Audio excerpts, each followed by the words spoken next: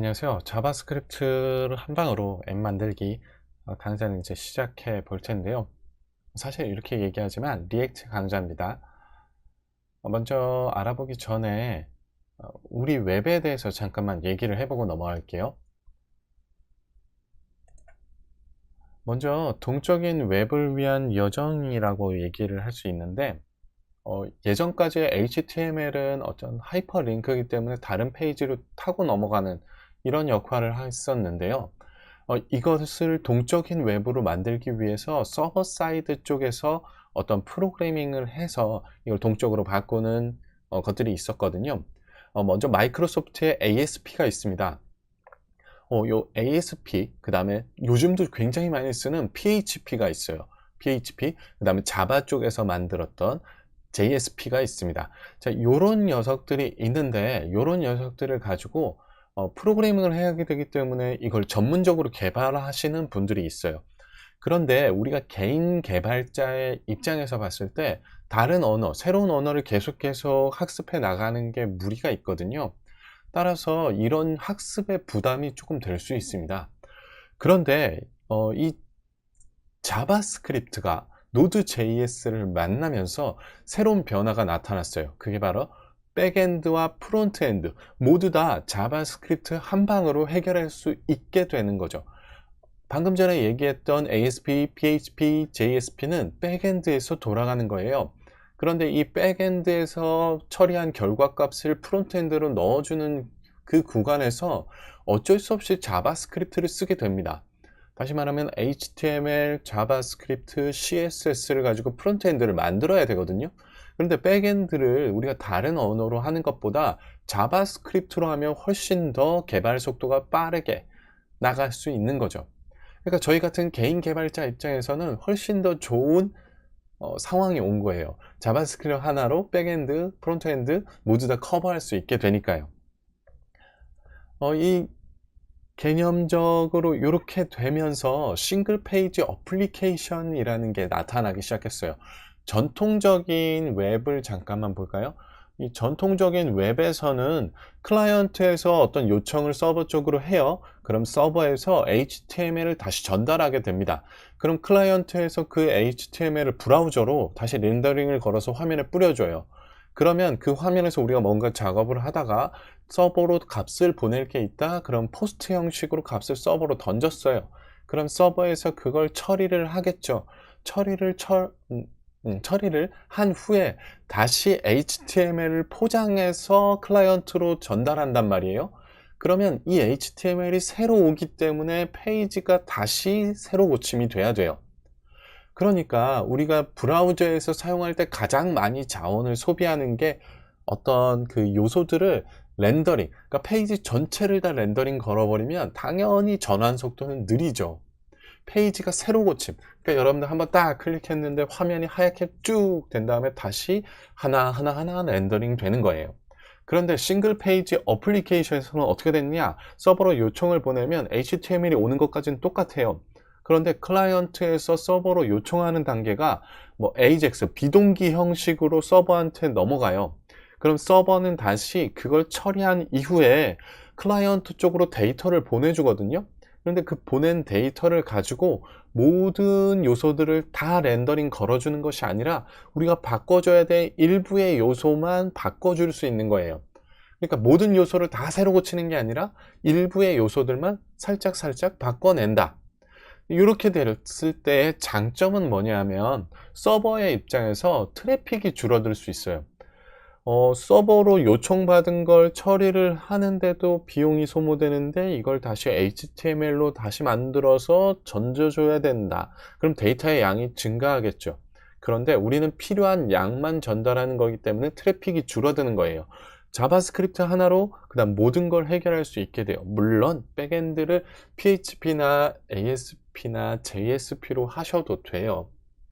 근데 그럴 필요 없죠. 물론 이제 파이썬이나 뭐 다른 언어로도 할 수 있지만 자바스크립트 하나로 빠르게 할 수 있고 그다음에 이것도 개발 속도가 굉장히 빨라질 수 있어요. 하지만 싱글 페이지 어플리케이션이라는 게 만병통치는 아니에요. 뭐 큰 프레임워크 쪽으로 가면 사실 이걸 쓰는 비율이 좀 줄어들 수는 있어요. 하지만 개인 개발자 입장에서 짜잘짜잘하게 개발하는 입장에서 싱글 페이지 어플리케이션은 굉장히 매력적인 툴입니다. 이런 녀석들이 굉장히 많은 것들이 있는데 제일 먼저는 백본 JS가 있었어요. 그 다음에 전통 강자 앵귤러 JS가 있고요. 그 다음 리액트, 뷰, 엠버, 뭐 사이클, 가스비 여러 것들이 있어요. 그런데 3대장을 뽑아라 하면 앵귤러, 리액트, 뷰예요. 우리는 그 중에서 리액트를 한번 다뤄볼 겁니다. 이 리액트는요 컴포넌트 기반이에요. 그러니까 우리가 웹페이지에서 보는 많은 요소들을 짜잘짜잘하게 잘라서 컴포넌트, 그러니까 하나의 딱 그 요소만을 프로그래밍할 수 있게 되는 거예요. 그 다음에 또 리액트의 특징 중에 하나는 JSX를 쓴다는 거예요. 이 JSX는 처음에 보시면 조금 이상할 수도 있어요. HTML도 있고 뭐 자바스크립트도 들어있을 수 있고 막 이렇거든요. 그런데 이걸 써보면 굉장히 편하다는 걸 알 수 있어요. 대신에 JSX는 표준 자바스크립트는 아닙니다. 그 다음 버추얼 돔이라고 하는데요. 우리가 브라우저에서 여러 가지 것들을 돔이라고 불러요. 그런데 이 돔에서 버추얼 돔을 관리를 해요. 그래서 우리가 어떤 요소가 변화된다. 그러면 리액트에서 그 변화된 요소만 살짝 바꿔주는 거죠. 그러니까 당연히 빨라질 수밖에 없겠죠. 그 다음 리액트는 많은 사용자층을 가지고 있어요. 물론 앵귤러나 뷰도 많은 사용자층을 가지고는 있지만 국내에서 찾을 수 있는 레퍼런스나 해외 레퍼런스를 찾을 때 가장 많이 나오는 것은 리액트예요. 그래서 처음에 접하시는 분들이 리액트를 가지고 제일 쉽게 접할 수 있을 거예요. 그러면 이 개발 환경에 대해서 잠깐만 얘기를 할게요. 우리 요즘에는 이제 예전엔 전통적으로는 편집기와 HTML 뭐 이런 것만 수정했으면 됐거든요. 그런데 이 리액트로 개발할 때는 Node.js와 그 다음 저는 크리에이트 리액트 앱을 쓸 겁니다. Node.js와 크리에이트 리액트 앱을 쓰는 이유는 뭐냐면 우리가 방금 전에 말씀드렸던 리액트는 JSX거든요. 근데 이 JSX를 다시 표준 자바스크립트로 바꿔줘야 되고 하나의 뭐 자바스크립트로 바꿔주는 번들링 과정도 필요해요. 그러면 바벨과 뭐 웹팩이나 이런 것들이 들어올 수밖에 없거든요. 그런데 이런 거 설정이 너무 복잡해요. 이런 거 배우는데 또 시간이 들고 뭐 우리의 노력이 소비되죠. 그래서 이걸 다 없애주는 크리에이트 리액트 앱을 사용할 겁니다. 그 다음에 편집 툴로는 비주얼 스튜디오 코드를 사용하려고 해요. 요즘 가장 핫한 IDE죠. IDE? 라고 하기엔 편집기라고 얘기하는 게 맞을 것 같아요. 그럼 이 녀석들을 먼저 어떻게 설치하는지 알아보고 나서 진짜 리액트로 한번 들어가 볼게요.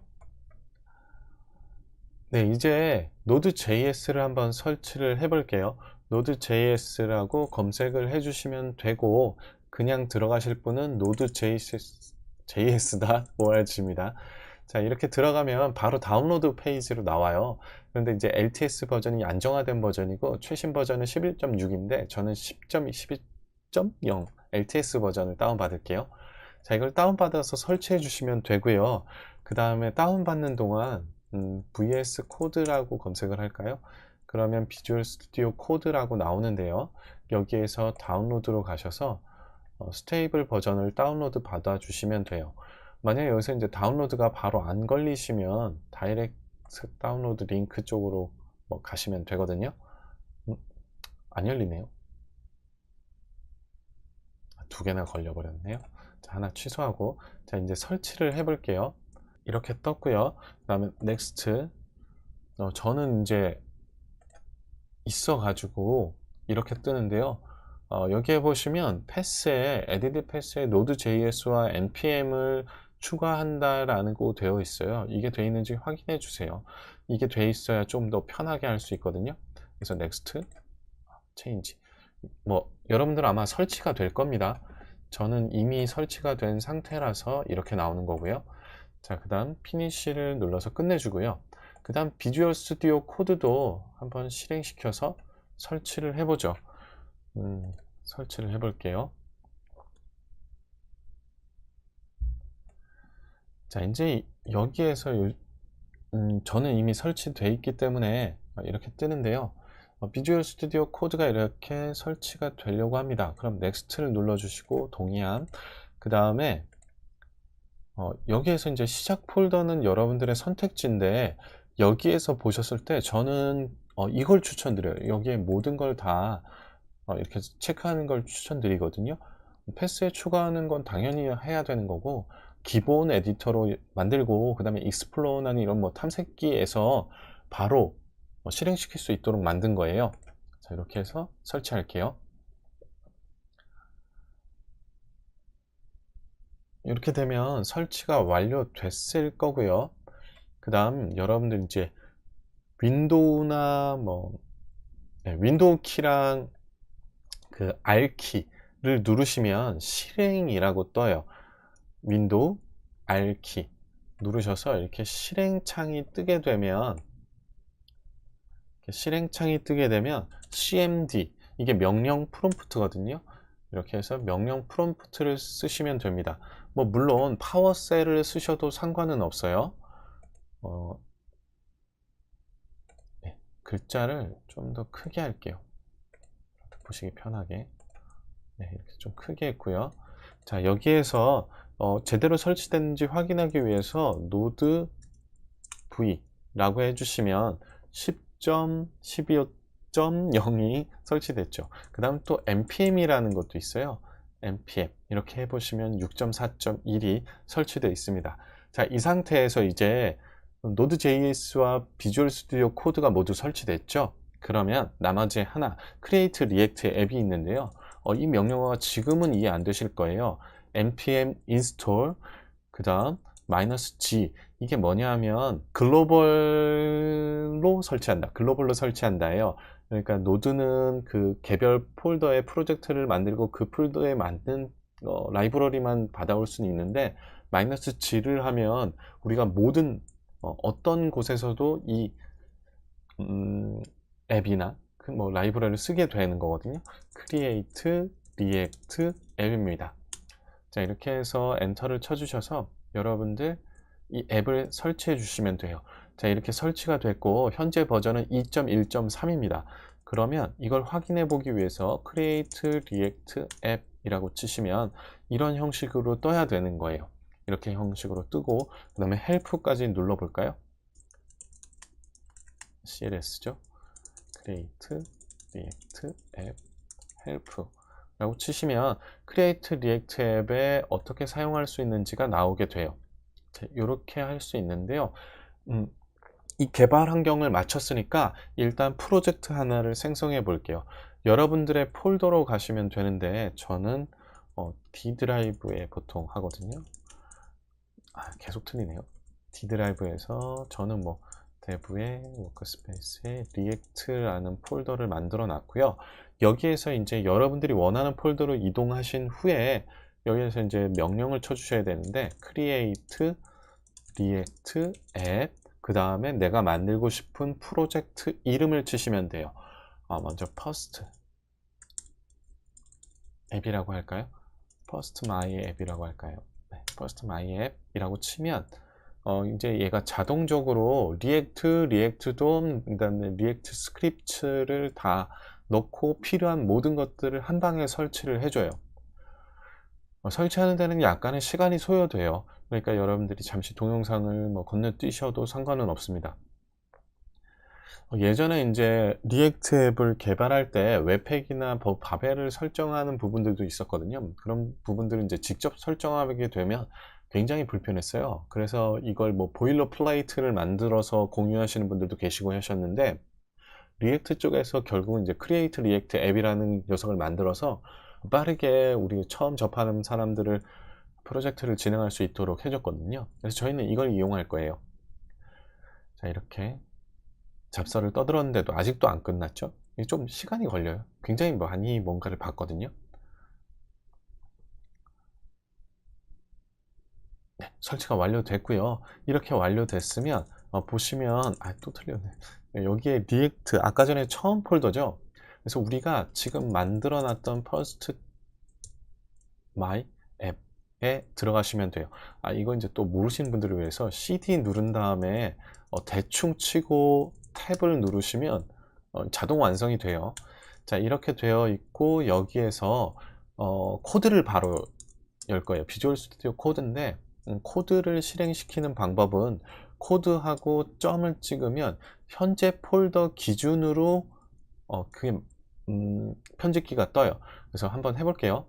자, 이렇게 명령어를 치고 나면 현재 폴더를 기준으로 해서 얘가 뿅 하고 이렇게 뜨는 거죠. 이게 또 보기가 불편하니까 자, 테마를 바꿀게요. 다크가 아마 제일 보기 편하실 텐데, 다크로 띄워놨습니다. 자, 이렇게 비주얼 스튜디오 코드까지 실행시키는 걸 봤고요. 그 다음에 이제 다음 시간에는 여러분들이 이제 직접 여기에 폴더 구성이 어떻게 되는지, 얘를 어떻게 실행시키는지 한번 알아보도록 하겠습니다. 수고하셨습니다.